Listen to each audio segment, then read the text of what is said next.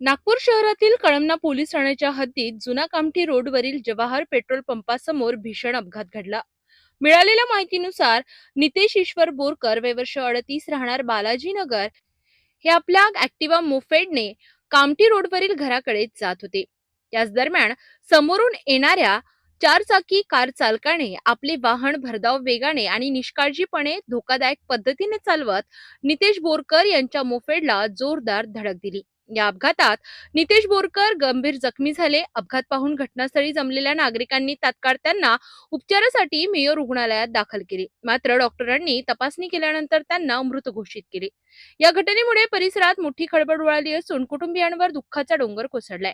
या प्रकरणी मृतकाच्या आई पुष्पलता ईश्वर बोरकर वय वर्ष 60 यांनी दिलेल्या तक्रारीवरून कळमना पोलीस ठाण्यात कार चालकाविरुद्ध गुन्हा दाखल करण्यात आलाय। पुढील तपास पोलीस करीत आहेत। रात्रपाळी अधिकारी म्हणून कर्तव्यावर हजर असताना आम्हाला माहिती मिळालं की कामठी रोडवर जवाहर पेट्रोल पंपासमोर एक अपघात झाला असून त्यातील जखमीस मला हजर असलेल्या लोकांनी उपचारकांनी मेयो हॉस्पिटल येथे घेऊन गेलेले। अशा माहितीवरून आम्ही ताबडतोब मेयो हॉस्पिटल येथे गेलो, तेव्हा डॉक्टरांनी नमूद जखमी हा मयत झाल्याचे घोषित केले।